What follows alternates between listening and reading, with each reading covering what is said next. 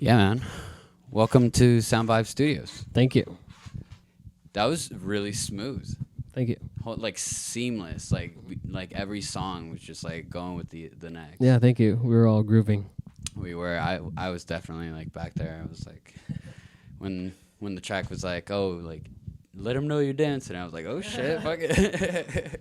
when it comes to like getting people like dancing and such like that, like,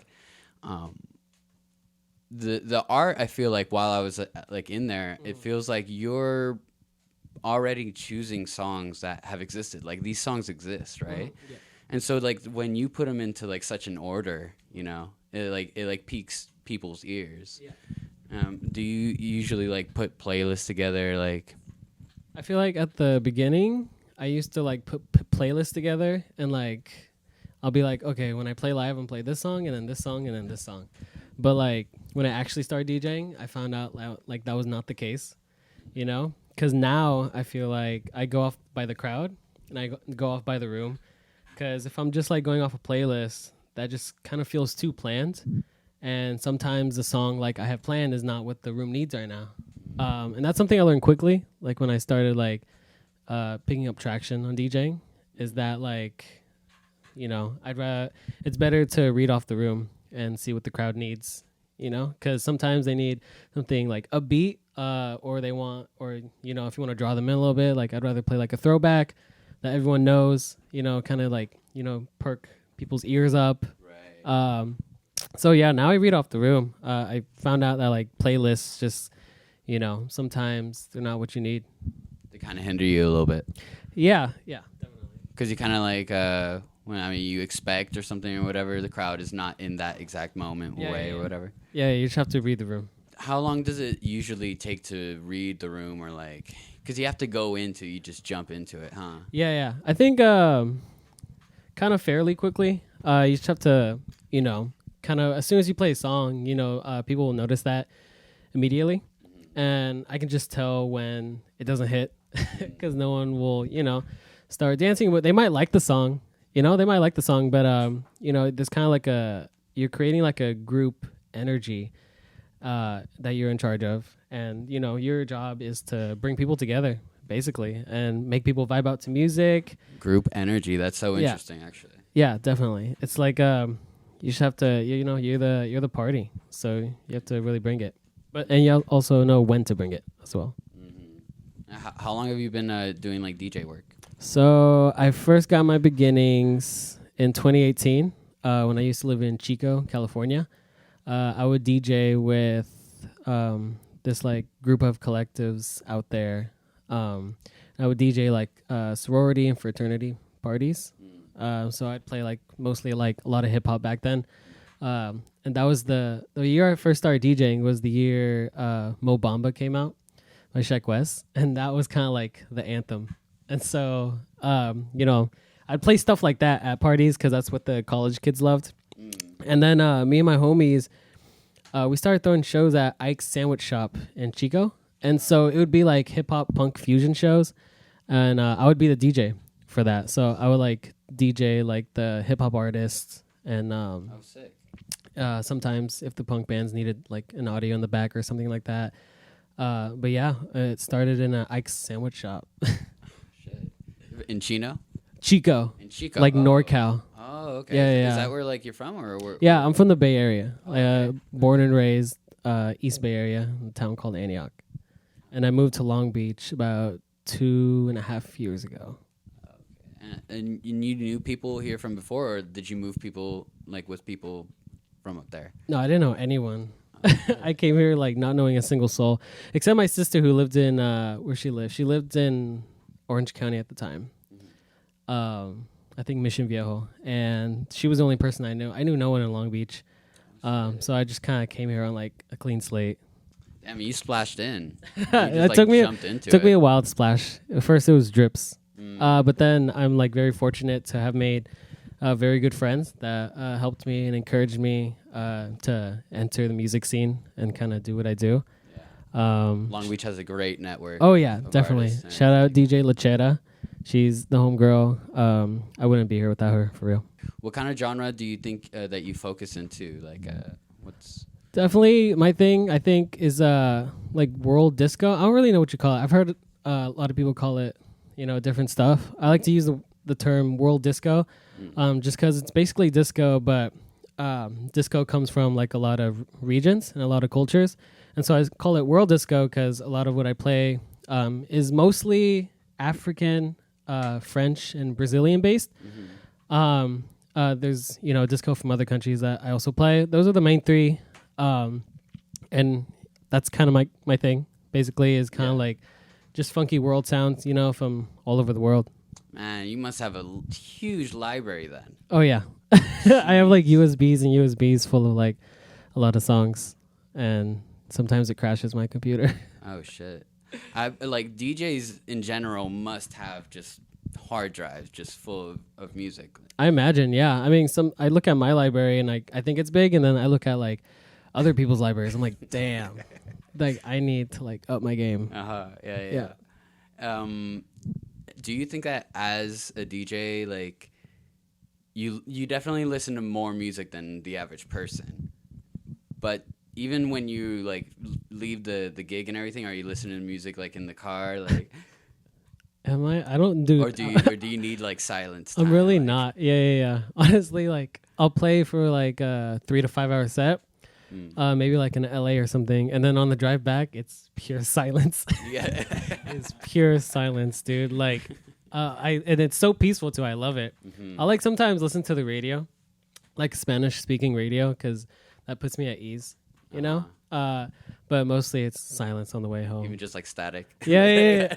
My tinnitus is like, I'm just like, jeez, a long night. Do you put like earbuds in? Sometimes it depends. A lot of venues, sometimes the speakers will be like the monitors facing towards me will be like really, really loud. I'm just like, I should probably take care of my ears more, which people are telling me to.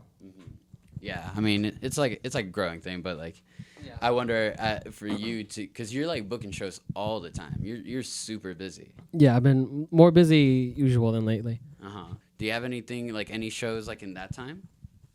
In 2 months. When is or like maybe in like this year that you're like, or like a goal that you're like super excited about? Like, are you planning anything like by the end of the year, even like New Year's or anything like that? Yeah, I want to plan something this summer in Long Beach based event. I really want to put on like a DJ and band event of like a Long Beach lineup.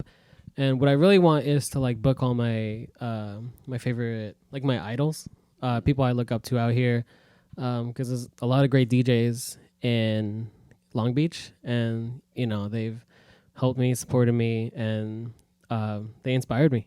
And I really want to thank them, and I think the only way acceptable way I think I can thank them is by just putting them on as they put me on in the past, and make a whole like meeting, make a whole party about it. Yeah, I really wanna make it a party, so because you put together events like up by yourself as well.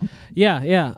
That's another thing I do. I curate a lot of events, mostly indie rock, and then a lot of like DJ centered events. So it'll be like mostly disco and house music. Yeah. So yeah. That's sweet, man. That's so sick. So you just like all of your income comes from music.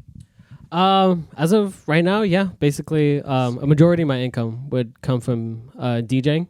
Especially now that I'm starting to pick up more residencies around like the Long Beach, Los Angeles area. So basically, like I have deals set up with venues where I return the same day of every month. And that's helped me. It wasn't like this, like I want to say like 6 months ago. It's been really picking up lately where like I now have these residencies established. Yeah. And now it's to the point where like I can kind of like calculate how much I'll make at the end of each month because of with the venues I'm returning the same day every month. So that's so nice. Yeah, it's really nice. And as an artist, that's just like already overcoming that. Yeah, I'm definitely really fortunate to be in that position. That's sweet though.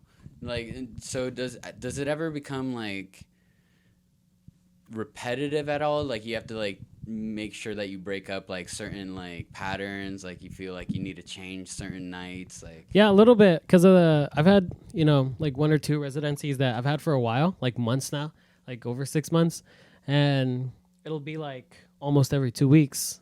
Like for example, I DJ basically every 2 weeks at Mineshaft in Long Beach, and I find I find myself like playing the same songs over and over again, but I try to not get into my head too much about it, because the room's having fun, then why should it bother me? That's true. Yeah. But it also keeps me on my toes, because I'm aware that I'm playing the same songs over and over, so now I'm just like, well, why wouldn't I like try something different and see if it works? So it kind of like keeps me digging for new music and trying to keep things fresh. Right. And even the people there, like they'll probably hear that set for the first time. Yeah, definitely. That's something I think about too. It's not like the same people at the same bar, like every 2 weeks. Like that doesn't make sense. It's always a new crowd, and of course there's like regulars that'll like that I know come up and say hi, and we'll like talk and chat, and they always get down. And because like the equipment, can you talk to a little bit about your equipment? Yeah, this is my baby right here. I recently got it not too long ago. I was working with Newmark controllers for a while, and Newmark is really good, but I wanted to upgrade to something a bit more sturdy. So this is my Denon DJ MCX 8000, 4-channel mixer. It's a standalone controller, so you don't even need the laptop. I have it anyway, just because the format looks better, I think. But yeah, this is my baby right here. Love it. It looks so nice. Yeah. It looks so sturdy, actually, too. Especially like in a dark club. It just like illuminates. Yeah. and like, so for the people that don't know how DJs work or anything like that, like I actually just got like a small one recently too. Yeah. And it's so cool how like the waveforms, you can put the waveforms to the downbeat and things like that. Yeah. And you have your faders here. Can you tell us like a little bit about like, just like the thing about going 45 minutes, how you easily did right now, you're doing like 3 hours. Like, how cool is it to have like this? Much more convenient. That's actually why I got it, because I've always wanted a controller with more channels. Because like when I'm when I'm DJing on those 2-channel ones. Yeah. I'm constantly mixing, like always. There's like not 1 minute where I'm just like not trying to like see if this song like fits in. So this makes it a lot more convenient, and 4 channels instead of 2. So it helps me juggle a lot better. And yeah, I can't even fathom doing 4. The learning curve. I remember when I first started DJing, it was obviously a bit intimidating, but then I would just like sit in my kitchen with my roommates, and I would just like play music all day, and they like it because they're college students. They're always up and drunk and loud, so I would just be playing, and just in my free time, and then I just found myself so comfortable in it where I can. It took me a while, but now I feel comfortable in any setting DJing. That's awesome. That is so cool. And like doing the high passes and the low passes and everything. Yeah, it's my favorite. Like people, I feel like sometimes, like of course, like there's like other like things where I feel like people only do like certain things, but you're really multitasking. You're doing so much at once. Like if you were to forget a button or whatever. Yeah. Yeah, definitely. I'm constantly juggling, constantly mixing. That's just how I like to do it, because like you said, seamless. That's kind of like what I want the crowd to feel like. I want them to like be dancing to one song, and then they're dancing, and then all of us, they don't even know that the song switched. All of a sudden, it's a new bass line, and like all of a sudden, it's a new vibe, and they're just still dancing. Like it keeps going. Like I feel like people's feet just like can't stop. Right, and once they start, it just can't stop. Yeah, that's good, man. Yeah, you really you read the room here, like really good too. Yeah, you're my audience. I was like, if he likes it, then I'm doing good. Did you want to have any shout outs that you'd like to put out to anybody? I have too many. Shout out DJ Lachetta.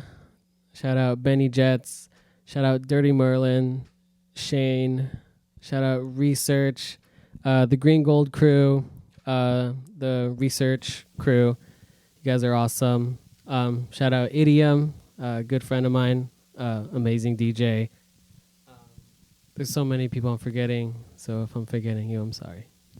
They're still in here in the spirit. Yeah. Yeah.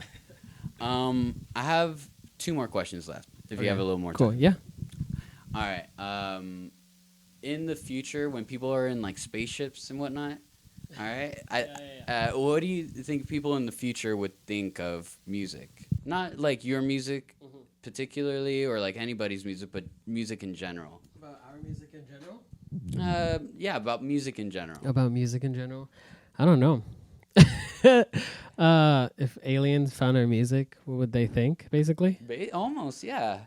I mean, even like in spaceships. I mean, this actually, it makes me feel like DJing is like taking all music, right? So that art of like compiling, putting it all together in ways that we haven't thought about, that wasn't even intended for sometimes. Yeah, I think in some sort of way, I like to think that music is universal.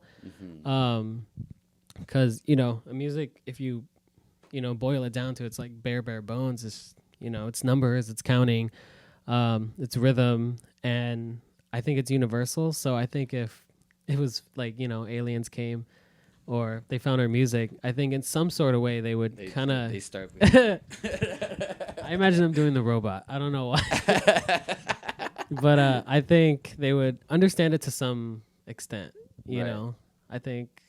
I don't know if they would dance, because I don't know what their form of dancing is. You know, they could get down differently than us. That's true. But I think they would get down regardless. Right. Is there anything about DJing that you don't like? That I don't like? Like, is it even like just collecting the money, or like even just like how you have... No, you don't even have to drink like every night, huh? You don't have to. I do. Yeah. Okay. I drink every time I DJ, just because it's fun. But, obviously... Yeah, anyone who works in the nightlife, will tell you about, the drinking. I do drink when I go out, but I don't find myself, getting shit-faced all the time. Right. Because, how it usually works is, like, I'll do Friday and Saturday and sometimes Sunday. And so I kind of have to, like, keep myself in check. And I have to be aware that, like, if I'm doing this every weekend, then I should probably... It's your work schedule. Your work schedule is like the night. Yeah. So, I can't, just because, like, I know it's going to be, like, a recurring thing every weekend, that I should probably try to, like, control it somehow, because going out and DJing isn't really the same as going out and listening to a DJ, Yeah, you're still working in a way, like, you still have to. Yeah. But I love DJing. DJing is, like, my favorite thing ever. I love it. I appreciate its roots. It's, I feel comfortable when I'm doing it. There's really nothing that I don't like about it. It's just really like sharing music and like creating energy. And, it started with me, going to DJ shows and loving it. And, now I'm the one playing, and, it's kind of like equivalent exchange. Yeah. I love it. I don't think there's anything I dislike about DJing. Who's your favorite DJs right now? Like people that influenced you to start, or? Oh man, I want to say definitely all the homies back in Long Beach. I think they're probably my biggest inspiration. They really inspire me. But if I like people who I look up to, and I'm just like, it's probably DJ Honey Dijon. One of my favorite DJs, Chicago-based. She's been in the game for a while now, and I remember I would like stay up so late, like every night, and like watch all her Boiler Room sets, and listen to her all her mixes online, and I would just be like, "This is like amazing! Like this is what I want to do," and she's popping off. That is one of my favorite DJs for sure, and I would like love to either book her or DJ with her. That would be like an absolute dream come true. Oh, that's awesome. Yeah, I've heard of a Boiler Room. I'm sure there's so many other places kind of like that, right? Yeah. Oh, yeah, definitely. 100%. Yeah. Cool, man. Well, thank you for coming here to SoundVibe and presenting us with the first DJ set here, man. Yeah, awesome. No, thanks for having me. I had a lot of fun. Really appreciate it. Yeah.